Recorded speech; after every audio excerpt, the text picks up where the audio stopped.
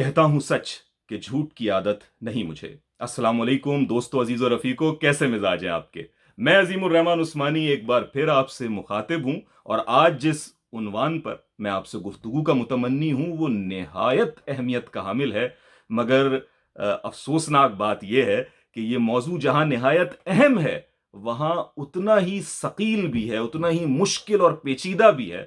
लिहाजा मुझे उम्मीद है कि इस वीडियो को अक्सर लोग नहीं देख पाएंगे सिवाय मुट्ठी भर दीन के संजीदा तालिब इल्मों के। उसके बावजूद मैं इस मौजू पर आपसे गुफ्तगू करना चाहता हूं क्योंकि ये मौजू अपनी इफादियत के लिहाज से बहुत ऊंचा है और बजाते खुद कुरान हकीम समझने के बाद अगर किसी इल्म को या किसी कहिए कि दीन की शाख को मैंने सबसे ज्यादा अपने लिए फायदेमंद सूदमंद पाया है तो वो यही है। और आज का मौजू क्या है वो है असूलुल फिक्र।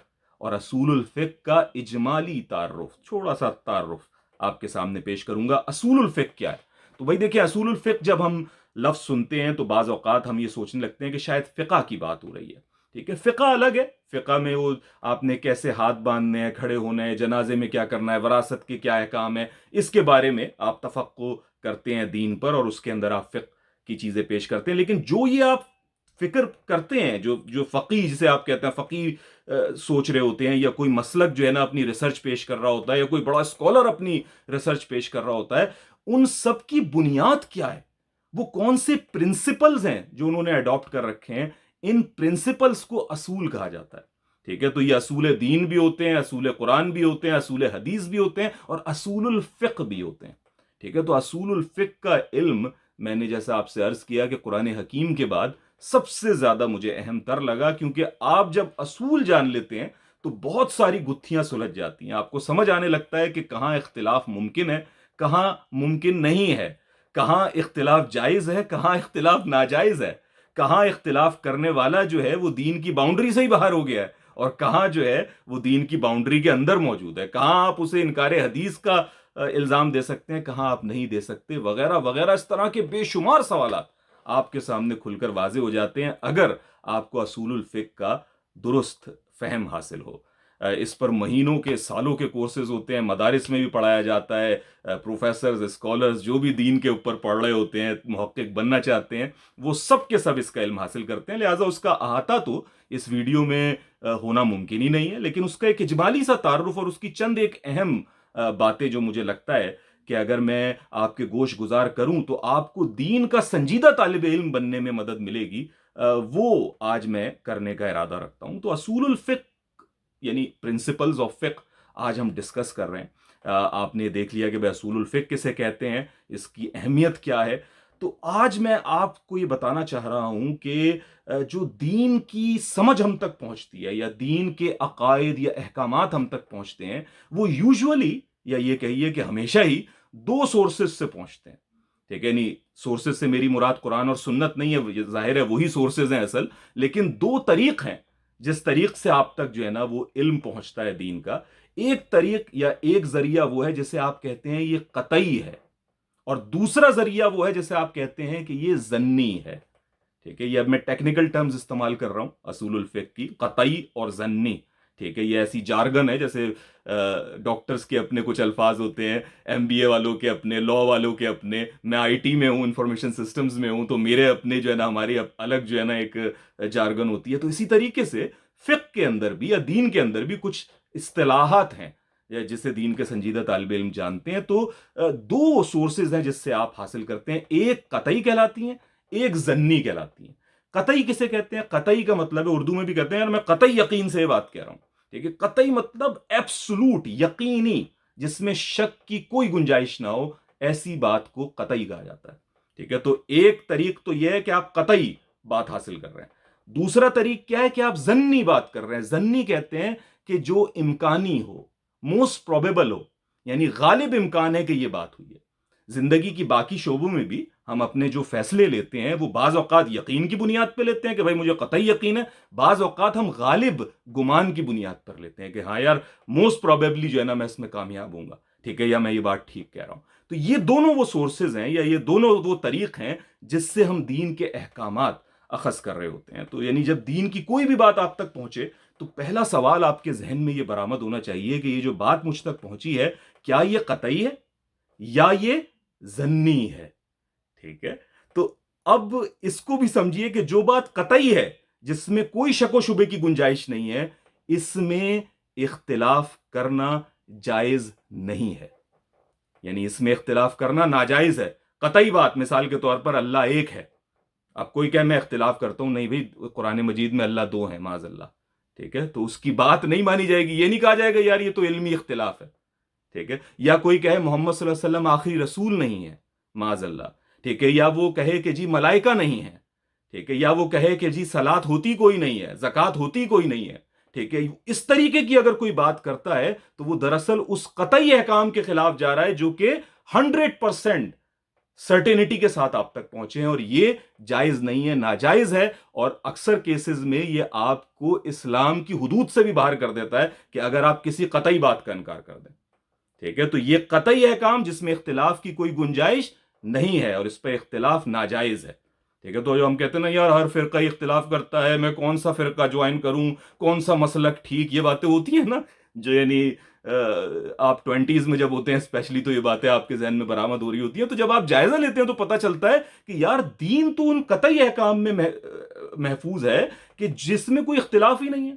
سنی، شیعہ، دیوبندی، بریلوی، اہل حدیث، معتزلہ، خوارج، سب کا ذکر کرتے چلے جائیں تو قطعی احکام میں آپ کو سارے کے سارے جو ہے نا وہ وہیں پر آپ کو کھڑے ہوئے نظر آئیں گے۔ قطعی احکام میں آپ کو فرق نہیں ملتا، یا ملتا بھی ہے تو اس نہج پر نہیں ملتا کہ جو دین کی کسی بنیاد کے اوپر اٹیک کرے۔ تو قطعی احکام کے اندر اختلاف کرنا ناجائز ہے۔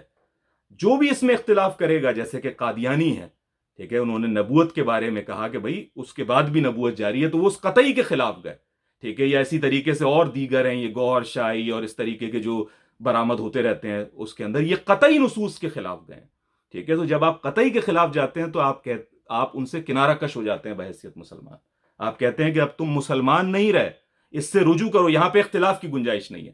تو دین کا وہ سورس جو قطعی سے حاصل ہو رہا اس میں اختلاف نہیں کیا جاتا۔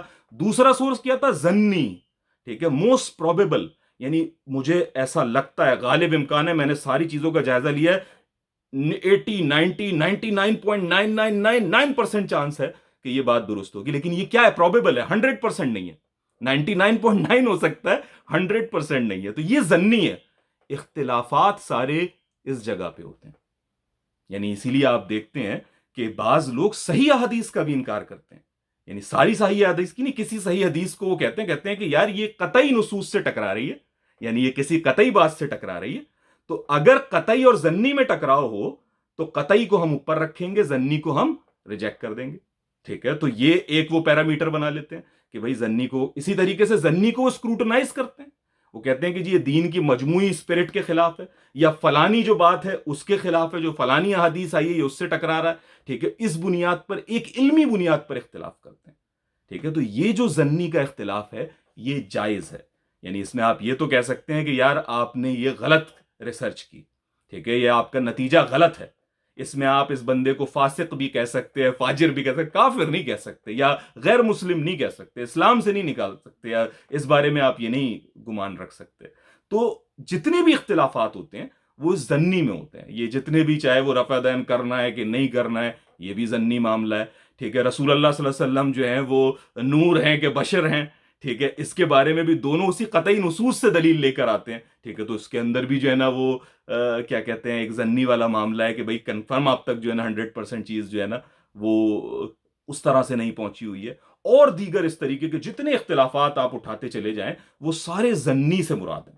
تو جب بھی آپ کے سامنے کوئی اختلاف آئے، کوئی نیا فرقہ اٹھے، کوئی نئی بات کر رہے ہوں، ٹھیک ہے، کوئی جو ہے نا کوئی جو ہے وہ مولانا صاحب، کوئی شیخ صاحب، کوئی پیر صاحب اٹھیں اور ایک نئی بات ارشاد فرمائے، تو ان کے زور بیان پر نہ جائیں، یہ نہ جائیں کہ وہ کتنا جو ہے نا سامنے والے میں ڈیبیٹ میں زیادہ مضبوط ہے، بلکہ یہ دیکھیں کہ وہ جو اختلاف پیش کر رہا ہے، جو سمجھ پیش کر رہا ہے، کہیں وہ اس قطعی نصوص کی تو خلاف ورزی میں نہیں ہے۔ اگر اس کی خلاف ورزی میں، بھلے وہ ان قطعی نصوص کو عزت دے رہا ہو لیکن اپنے عمل سے اس کی اختلاف کر رہا ہو، تو پھر جو ہے اس کی بات کو تسلیم نہیں کیا جائے گا۔ ظنی میں اختلاف ممکن ہے، اس کو ہم کہیں گے کہ بھئی علم کی دنیا میں ہمیشہ اختلاف ہوتے آئے ہیں، ٹھیک ہے، تو ابھی آپ بھی کر رہے ہیں تو کوئی مسئلہ نہیں، تو یہ وہ جگہ ہے۔ تو قطعی اور ظنی، اصول الفقہ کے اندر سب سے پہلی چیز اور سب سے اہم تر چیز جو میں نے پائی وہ یہی قطعی اور ظنی کی تفریق ہے، کہ آپ کو یہ سمجھ آ جائے اچھے سے کہ کون سی بات قطعی نوعیت کی ہے اور کون سی بات ظنی نوعیت کی ہے. ٹھیک ہے، اب یہ آپ نے دیکھ لیا کہ بھئی قطعی سورسز ہیں، ظنی سورسز ہیں. اب ذرا ان کو کھولتے ہیں، دونوں کو کھولتے ہیں. ٹھیک ہے، تو قطعی کی جو ہے نا وہ دو بڑی شاخیں ہیں. ٹھیک ہے، قطعی کی، ایبسولوٹ کی، یقینی کی دو بڑی شاخیں ہیں. ایک ہے قطعی الثبوت اور دوسری ہے قطعی الدلالہ. ٹھیک ہے، ظنی کی بھی دو شاخیں ہیں. قطعی جس طرح قطعی الثبوت تھا، یہاں ظنی الثبوت ہے. جہاں قطعی الدلالہ تھا، یہاں ظنی الدلالہ ہے. تو قطعی کی دو شاخیں قطعی الثبوت قطعی الدلالہ، ظنی کی دو شاخیں ظنی الثبوت ظنی الدلالہ. ٹھیک ہے، اب یہ پھر موٹی موٹی ٹرمز آ گئی جی، یہ ثقیل ٹرمز آ گئی، ان کا کیا مطلب ہے؟ تو قطعی الثبوت سے مراد کیا ہے؟ یہ بات یہ ہے کہ جو ایبسولوٹلی ٹرانسمٹ آپ تک ہوا اس پہ آپ کو یقین ہے. ان ٹرمز آف ٹرانسمیشن، ابلاغ کے حوالے سے، آپ تک پہنچنے کے حوالے سے آپ کو یقینی ہے کہ ہاں بھائی یہ بات دین ہی کا حصہ ہے، یا یہ بات واقعی من جانب اللہ ہے. ٹھیک ہے، یا من جانب رسول ہے. تو آپ کہیں گے کہ یہ قطعی الثبوت ہے. ٹھیک ہے، یہ ٹرانسمیشن کے بارے میں ایبسولوٹ ہے. جیسے قرآن حکیم کے بارے میں ہم سارے مسلمان اس بات پر متفق ہیں کہ قرآن مجید کی ہر آیت، ہر لفظ اللہ کی جانب سے آیا، اس میں کوئی اختلاف نہیں. تو ہم کہتے ہیں کہ پورا کا پورا قرآن قطعی الثبوت ہے. ٹھیک ہے، سارا قرآن اللہ کی طرف سے ڈیفینیٹلی ٹرانسمٹ ہوا ہے. ٹھیک ہے، پھر آئیے قطعی الدلالہ کے اوپر. قطعی الثبوت سمجھ آ گیا، اب آ جائیں قطعی الدلالہ پر. قطعی الدلالہ کا مطلب ہے جو ایبسولوٹ ان میننگ ہو، یعنی ایبسولوٹ ان ٹرانسمیشن تو قطعی الثبوت سے ثابت ہو گیا. ایبسولوٹ ان میننگ یعنی ٹرانسمٹ تو ہو گیا، لیکن اس کا مطلب کیا ہے؟ ٹھیک ہے، یعنی اس کا معنی کیا ہے؟ وہ معنی بھی ڈیفینیٹلی آپ تک پہنچ گئے ہو، یعنی ایک ہی معنی ہو جو سب تک پہنچ گئے ہو. تو ایسی بات کو آپ کہیں گے کہ یہ قطعی الدلالہ ہے. ٹھیک ہے، یعنی یہ ایبسولوٹ ان میننگ ہے جس کے اندر کوئی اختلاف کی گنجائش ہے ہی نہیں. ٹھیک ہے، تو جو اہل سنہ کا منہج ہے، یا یہ کہیے کہ مسلمانوں کے اکثر گروہوں کا منہج ہے، یعنی 90%، اگر آپ سارے اس کا جائزہ لیں تو 90% مسلمانوں کا ہے، وہ یہ کہتے ہیں کہ قرآن حکیم سارا کا سارا قطعی الثبوت تو ہے، پورا کا پورا ٹرانسمیشن وائز تو 100% اللہ کی طرف سے آیا ہے، لیکن پورا قرآن کو قطعی الدلالہ آپ نہیں کہہ سکتے. اس کی کچھ آیات قطعی الدلالہ ہیں اور کچھ ظنی الدلالہ ہیں. ٹھیک ہے، یعنی اس کی کچھ آیات تو ایسی ہیں کہ جس میں اختلاف نہیں کیا جا سکتا، اس کا دوسرا معنی کوئی ہو ہی نہیں سکتا، لیکن کچھ آیات ایسی بھی ہیں کہ جس کے اندر اختلاف کی گنجائش ہے. یہی وجہ ہے کہ جب تفاسیر لکھی جاتی ہیں تو ایک تفسیر میں ایک بات ہوتی ہے کسی آیت کے بارے میں، وہ اس کا ایک مفہوم لیتے ہیں، اور دوسرا جو ہے وہ دوسرا مفسر جو ہے وہ اس کے بارے میں ایک دوسرا نقطہ نظر پیش کر رہا ہوتا ہے. تو یہ اسی بنیاد پہ ہوتا ہے کہ وہ آیت جو ہے وہ ظنی الدلالہ ہے. لیکن ان مفسرین میں بھی جو اختلاف واقع ہوتا ہے وہ ان آیات کے بارے میں نہیں ہوتا کہ جس کے بارے میں سب اگری ہیں کہ قطعی الثبوت بھی ہیں اور قطعی الدلالہ بھی ہیں.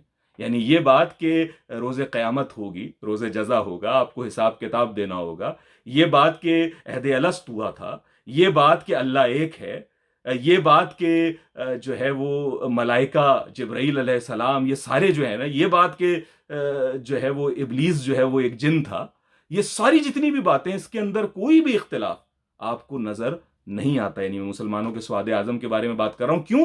کیونکہ یہ قطعی الثبوت بھی ہیں، قطعی الدلالہ بھی ہیں، ایبسولوٹ ان ٹرانسمیشن بھی ہیں، ایبسولوٹ ان میننگ بھی ہیں.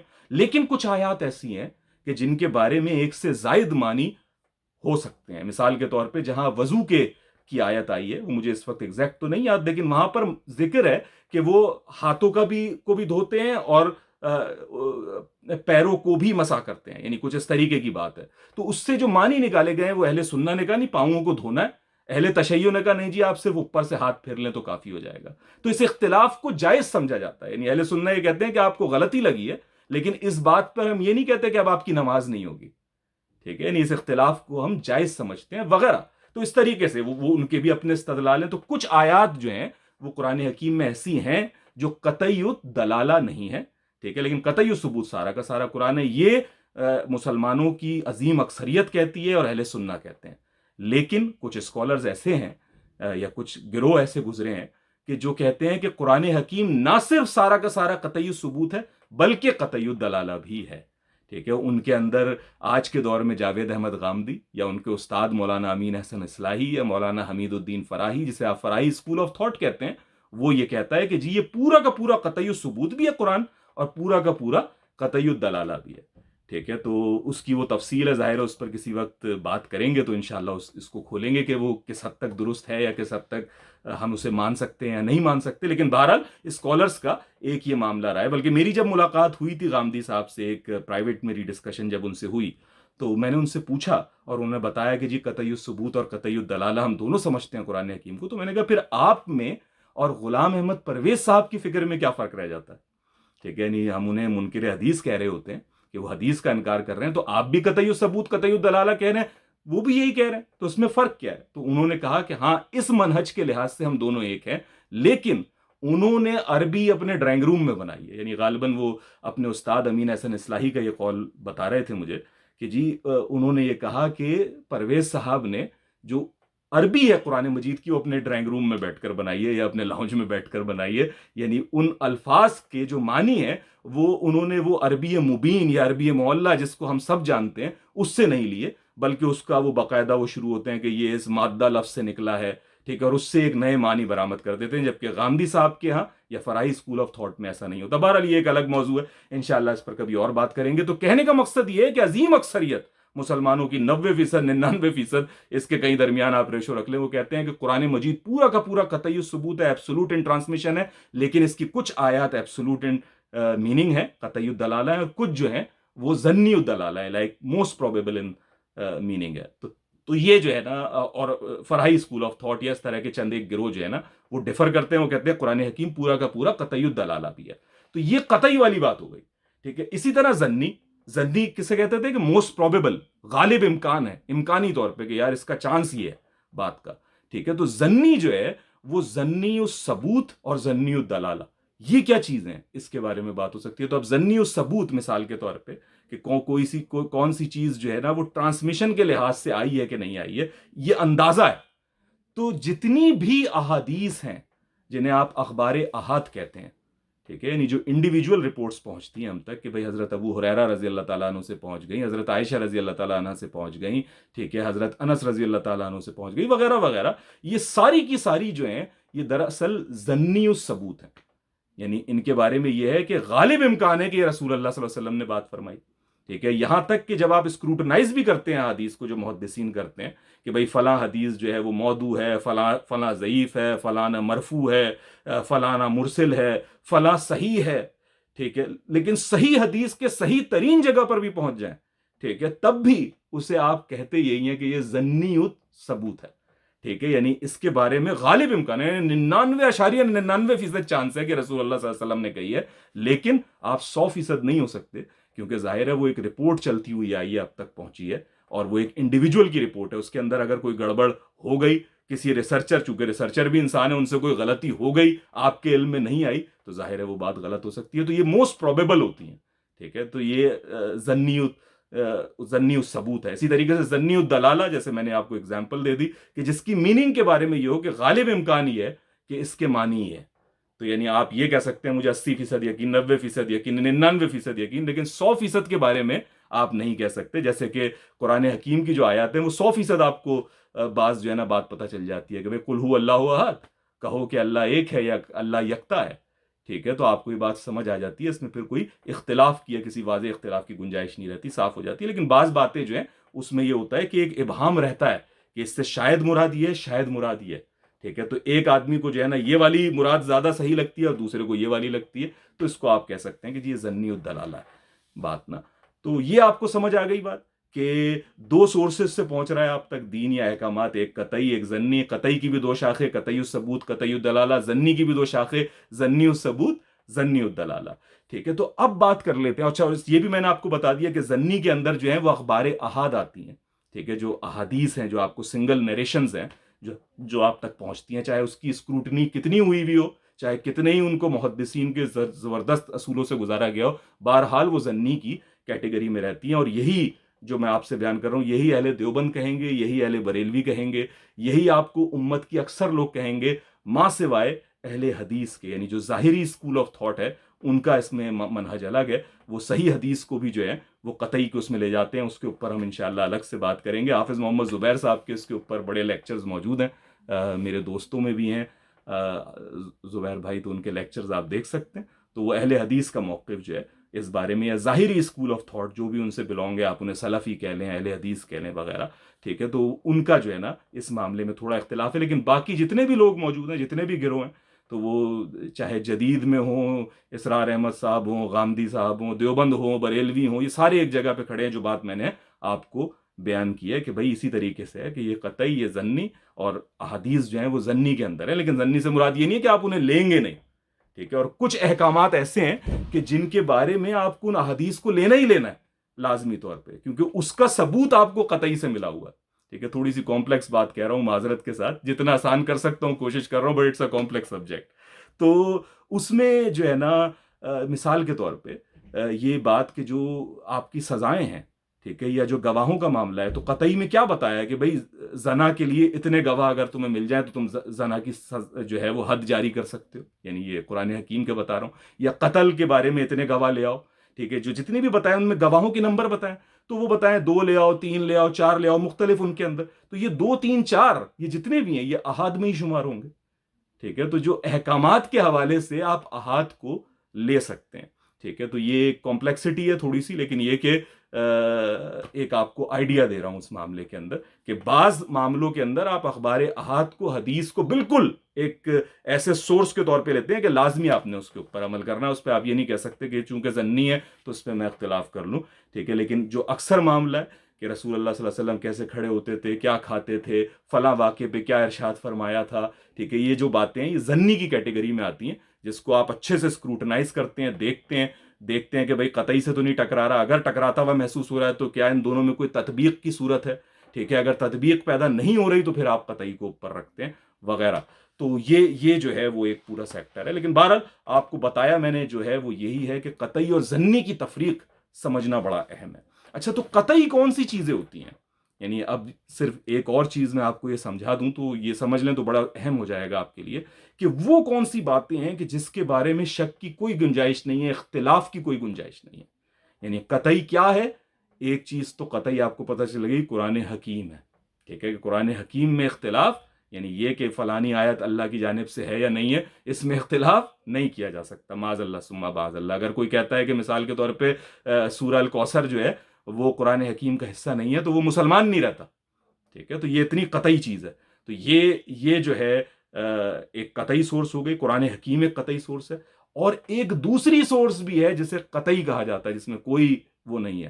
ٹھیک ہے، اور وہ یہ ہے کہ جو متواتر سنت کے طور پر آپ تک منتقل ہوئی. ٹھیک ہے، اسے آپ حدیث متواتر بھی کہتے ہیں، اور بعض اوقات اس کے لیے لفظ استعمال ہوتا ہے تواتر. ٹھیک ہے، جو چیز تواتر سے آپ تک منتقل ہوئی. تواتر یا متواتر سے کیا مراد ہے؟ یہ دراصل رسول اللہ صلی اللہ علیہ وآلہ وسلم کی جانب سے جاری کردہ وہ سنت، وہ احکامات، وہ قول ہیں کہ جو اتنی بڑی تعداد میں لوگوں نے ایک جنریشن سے دوسری جنریشن میں ٹرانسفر کیے ہیں کہ جس میں اختلاف کی اب کوئی گنجائش باقی نہیں رہتی. یعنی حدیث کے بارے میں تو آپ یہ کہہ سکتے تھے نا اخبار احاد میں کہ بھئی ہو سکتا ہے کہ کسی کو یادداشت کی غلطی لگ گئی ہو سکتا ہے کہ ایک نے دوسرے سے کہا، دوسرے نے تیسرے سے کہا تو وہاں کوئی غلطی ہو گئی ہو سکتا ہے کہ بیچ میں چین کے اندر کوئی ایک ایسا بددیانت آدمی آ گیا ہو جس نے جان بوجھ کر جو ہے نا کوئی چیز بدل دی ہو.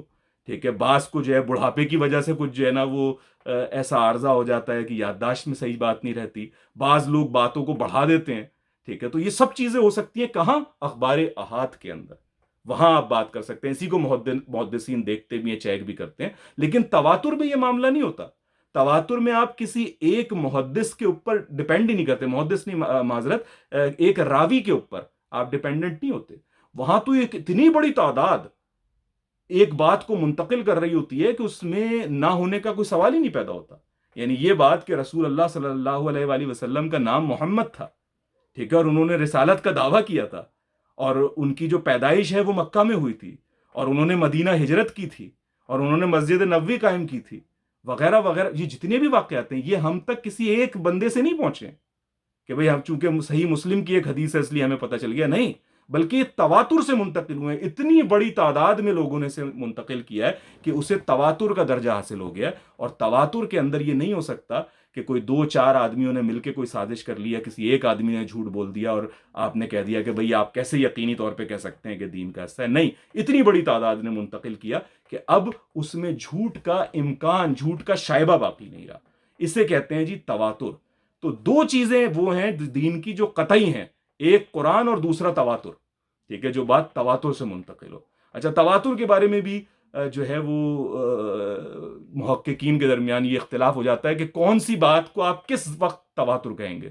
کیا 10 آدمی منتقل کریں تب تواتر کہلائے گا, کیا 20 کریں تب تواتر کہلائے گا, کیا 50 کریں, کیا 100 کریں. اس میں لوگوں نے اختلاف کیا, لیکن جو اس کی اصل رائے ہے, یہ جو سمجھنے والی بات ہے وہ یہ ہے کہ اتنی بڑی تعداد بنا کسی انٹرپشن کے اور بنا کسی دور کی ایبسنس کے ٹرانسفر کرتی آ رہی ہے اس بات کو کہ اس میں جھوٹ کا امکان ہی باقی نہ رہا. یعنی یہ بات کہ مثال کے طور پہ اسد اللہ خان غالب ایک شاعر تھے اور انہوں نے دیوان غالب لکھا تھا, ٹھیک ہے, اور انہوں نے اشعار کہے تھے, یہ بات کوئی شک و شبے کی گنجائش سے باہر ہے, تو اس پہ کوئی بات بھی نہیں کرتا. اسی لیے نہیں کرتا نا کہ یہ تواتر سے منتقل ہوئی ہے. تو ہمارے پاس جو ہسٹری منتقل ہوتی ہے وہ بھی انہی 2 ذریعوں سے منتقل ہوتی ہے. بعض چیزیں تواتر سے منتقل ہوتی ہیں جس کے بارے میں کوئی شک نہیں ہوتا کہ بھئی الیگزینڈر دا گریٹ کوئی کونکرر تھا, ٹھیک ہے, اور بعض چیزیں جو ہیں وہ احاد سے ٹرانسفر ہوتی ہیں, اس کے بارے میں ہم اسکروٹنی کرتے ہیں کہ بھئی فلانا جو سیئنگ ہے وہ واقعی سوکریٹیز کی ہے, سقراط کی ہے بھی کہ نہیں ہے, یا افلاطون نے اپنی جانب سے گھڑ لی ہے, وغیرہ وغیرہ. تو یہ آپ وہ کرتے ہیں. تو اسی طرح سے ہسٹری ٹرانسفر ہوتی ہے, اسی طریقے سے ہم تک یہ دین کی روایت منتقل ہوتی ہے کہ ایک تواتر ہے جو کہ ایبسولوٹ ہے, یقینی ہے, اور اس کو سارے لوگ مانتے ہیں. یعنی ایپسٹیمولوجی جو کہ ایک فن ہے اس معاملے میں, جو نالج آف دا نالج ہے, ٹھیک ہے, وہ یہ بتاتی ہے کہ ایپسٹیمولوجی کے حساب سے بھی جو بات تواتر سے منتقل ہو وہ یقینی ہوتی ہے, اس میں کوئی شک نہیں ہوتا. ٹھیک ہے, وہاں بھی یہ بات مانی جاتی ہے. اور ایک دوسری وہ ہے جو کہ احاد کے ذریعے, جہاں پر غلطی کا امکان بہرحال رہتا ہے, چاہے آپ کتنے ہی شور ہو جائیں, آپ کہیں جی مجھے اتنی ساری آپ نے, لیکن پھر بھی 99% چانس ہے, 1% پھر بھی کہیں نہ کہیں غلطی کا امکان باقی رہتا ہے. ٹھیک ہے, تو تواتر جو ہے یہ بھی قطعی ہے اور قرآن حکیم بھی قطعی ہے. یہ دونوں نہ آپس میں کبھی ٹکرا سکتے ہیں, ٹھیک ہے, نہ ٹکراتے ہیں. کوئی ایک ایسی مثال آپ کو نہیں ملتی. اور اگر آپ قرآن کے کوئی ایسے معنی گھڑے بیٹھے ہیں جو تواتر سے ٹکرا رہے ہیں تو اس کا مطلب ہے کہ آپ کی سمجھ میں کوئی خرابی واقع ہو گئی ہے, ورنہ یہ دونوں ٹکرا ہی نہیں سکتے آپس میں, ممکن ہی نہیں ہے. ٹھیک ہے, تو اب یہ مثال کے طور پہ کہ صلاۃ اسی نماز کو کہتے ہیں جسے ہم پڑھتے ہیں. یہ بات ہمیں کوئی صرف حضرت ابو بکر رضی اللہ تعالیٰ عنہ نے نہیں بتا دی, بلکہ رسول اللہ صلی اللہ علیہ وسلم نے 5 دفعہ قائم کر کے روزانہ دکھائی, لوگوں کو بتائی. ٹھیک ہے, تو سب وہ جانتے ہیں, رکعات کی تعداد ہمیں بتائی. یہ سب چیزیں تواتر سے منتقل ہوئی. روزے جو ہیں وہ رکھ کے بتائے کہ رمضان میں ہی رکھے جاتے ہیں. ٹھیک ہے, یہ نہیں ہے کہ ہم جو ہے نا وہ شعبان میں رکھ لیں سارے کے سارے 30 روزے. ٹھیک ہے, نہیں, ہم رمضان میں ہی رکھتے ہیں. اور اس کا کیا طریقہ ہوتا ہے, کتنا کیا کھا سکتے ہیں, کیا نہیں پی سکتے, یا کچھ کر سکتے ہیں یا نہیں کر سکتے, ساری باتیں یہ سب تواتر سے منتقل ہوئی ہیں. بچوں کی ختنہ, ٹھیک ہے, کان میں اذان دینا, نماز جنازہ, ٹھیک ہے, یہ باتیں یعنی اب جیسے ختنہ ہے, یہ قرآن حکیم میں کہیں نہیں ہے اس کے بارے میں کہ بچوں کی ختنہ کرنی ہے, لیکن اس کے باوجود ہم کہتے ہیں کہ یہ واقعی دین کا حصہ ہے. کوئی ڈسکشن بھی نہیں کرتے. کیوں؟ کیونکہ یہ تواتر سے ہم تک منتقل ہوا ہے. ٹھیک ہے, تو یہ سارا جو دین ہے, چاہے وہ نماز, روزہ, حج, زکوٰۃ ہو, چاہے ایمانیات ہو, ایمان باللہ, ایمان بالآخرت, ایمان بالرسول, ایمان بالملائکہ, ایمان بالتقدیر, ٹھیک ہے, یہ جتنے بھی جو 6 ایمانیات ہیں ہمارے, ٹھیک ہے, یہ سارے کے سارے جو ہیں وہ تواتر سے منتقل ہوئے. ٹھیک ہے, تو اس میں کوئی اختلاف نہیں ہوتا. تو آج اگر کوئی کہے جی نماز یہ نماز نہیں ہے, ٹھیک ہے, تو اس سے کہو میاں تھوڑے ہوش کے ناخن لو. ٹھیک ہے, یہ تم جو عربی دان بنے بیٹھے اور اپنے معنی برآمد کر رہے ہو, یہ درست نہیں ہے. یہ بات, اس کے معنی ہمیں تواتر سے منتقل ہوئے. لوگ اختلاف کرتے ہیں, نہیں, وہ کہتے ہیں سجدے سے مراد وہ سجدہ نہیں. وہ کہتے ہیں تم کیا متھا ٹیک رہے ہو جیسے ہندو متھا ٹیکتے ہیں, تم بھی سجدہ کر رہے ہو, کیا فرق ہے اس کے اندر؟ بھائی یہ سجدہ, سجدے کو کیا کہتے ہیں؟ یعنی قرآن نے کہہ دیا سجدہ کرنا ہے, سجدہ آ گیا اس میں, یا یہ کہہ دیا کہ رکوع کیا کرو رکوع کرنے والوں کے ساتھ, لیکن رکوع کی کیا پوزیشن ہوتی ہے یہ تو رسول اللہ صلی اللہ علیہ وسلم نے بتائی. اور یہ بات رسول اللہ صلی اللہ علیہ وسلم نے بتائی, کر کے دکھائی, لوگوں کو کروائی, اور یہ تواتر سے جنریشن آفٹر جنریشن اب تک ٹرانسفر ہوئی. تو اس کے اندر کوئی اختلاف کی گنجائش باقی نہیں رہتی. یہ کہنا کہ جی ہم حدیث پہ بھروسہ نہیں کرتے فلانی اور اس سے نکل آتے ہیں, تو یہ بات تو بالکل ہی جو ہے نا فہم سے باہر ہے دونوں حوالوں سے. یعنی اول تو آپ کو حدیث کو آپ نہیں مانتے, یہی آپ کے لیے بہت خوفناک بات ہے. اور دوسرا یہ کہ یہ حدیث اگر آپ اخبار احاد کو کہہ رہے ہیں تو یہ اور تواتر, یہ دونوں آپس میں ایک بڑا فرق, ایک واضح فرق رکھتے ہیں. تو تواتر اور قرآن حکیم یہ قطعی نصوص ہیں, ایبسولوٹ. اس میں کوئی جو ہے نا یعنی اختلاف نہیں ہو سکتا. کوئی اس میں اختلاف کرے گا تو پھر اسے ہم پکڑیں گے کہ بھائی تم یہ دین کے خلاف جا رہے ہو. ٹھیک ہے. اب اس کے اندر بھی بہت کچھ ہے. اب میں معلوم نہیں اتنی لمبی طویل ویڈیو ہو گئی ہے اب میں گفتگو کرتا رہوں کہ نہیں، لیکن یہ کہ جیسے تواتر ہے، ٹھیک ہے، تو اب تواتر کے اندر بھی جو ہے وہ شاخیں ہیں، یعنی اس کی دو بڑی شاخیں تواتر کی بھی، کہ تواتر باللفظی اور تواتر نہیں تواتر باللفظی اور تواتر بالعملی. ٹھیک ہے. ٹھیک ہے. تو یہ ایک وہ ہے جو کہ تواتر جو ہے وہ کوئی بات آپ تک پہنچی رسول اللہ صلی اللہ علیہ وسلم کی، وہ اتنے لوگوں نے بتائی کہ مثال کے طور پہ حوض کوثر ہوگا جس سے پانی پلایا جائے گا، تو یہ آپ کے پاس ایک قول تواتر سے پہنچ گیا لیٹ سے. ٹھیک ہے. اسی طریقے سے تواتر عملی کہ نماز کیسے پڑھنی ہے، روزہ کیسے رکھنا ہے، یہ عمل کر کے رسول اللہ صلی اللہ علیہ وسلم دکھا، یہ تواتر عملی سے منتقل ہو گیا. ٹھیک ہے. تواتر فعلی سے منتقل ہو گیا. ٹھیک ہے. اس کے اندر بھی اور چیزیں ہیں کہ تواتر تقریری سے بھی ہو سکتا ہے کہ کسی چیز پہ آپ صلی اللہ علیہ وسلم نے خاموشی اختیار کی. ٹھیک ہے. بعض کے تواتر باللفظی ہے کہ الفاظ رسول اللہ صلی اللہ علیہ وسلم نے جو کہے وہی الفاظ بے شمار لوگوں نے ٹرانسفر کر دیے جو نہ آپس میں ملے ہوئے تھے نہ کوئی سازش کر سکتے تھے. ایک بندہ، دو بندہ، 10 بندے، 50 بندے وہی بات بیان کر رہے ہیں، تو آپ کہتے ہیں کہ یار یہی الفاظ جو ہے نا ہمیں بیان کیے گئے، جیسے خطبہ ہے، خطبہ حجۃ الوداع وغیرہ. ٹھیک ہے. تو تواتر باللفظی سے آپ تک پہنچ گئی. اسی طریقے سے ایک اور لفظ ہے جسے آپ کہتے ہیں تواتر بالمعنی. ٹھیک ہے. یعنی آپ تک الفاظ تو اس میں کسی نے بڑھا دیے، کم کر دیے، لیکن معنی جو ہے نا وہی موجود تھے اس کے اندر، وہ آپ تک تواتر سے جو ہے نا منتقل ہو گئی وغیرہ بات. تو تواتر کی بھی جو ہے نا وہ پھر کئی ایک شاخیں ہیں جنہیں آپ سمجھتے ہیں، اور پھر اس پر بھی بات ہوتی ہے کہ بھئی تواتر بالعملی کو فوقیت حاصل ہے کہ قولی کو فوقیت حاصل ہے. یہ بڑا موضوع ہے، اسے آپ کو پڑھنا چاہیے، سمجھنا چاہیے، کیسے سمجھیں، کیسے علم حاصل کریں، کون سی کتاب پڑھیں وغیرہ وغیرہ وغیرہ. تو میں آپ کو یہ بتائے دوں کہ بھائی یہ کسی کتاب کو پڑھنے سے آپ کو حاصل نہیں ہوگا، آپ کو بہرحال کسی استاد سے یہ پڑھنا پڑے گا. میرے استاد ابو اسماعیل، ان سے میں نے ایک عرصے تک اس سبجیکٹ کو پڑھنے سمجھنے کی کوشش کیا بحیثیت ایک نالائق طالب علم کے، لیکن یہ کہ ان سے میں نے سمجھا، اور پھر میں نے دیگر مکاتب کی کتب کو جب پڑھا تو مجھے وہ بات سینس بناتی ہے.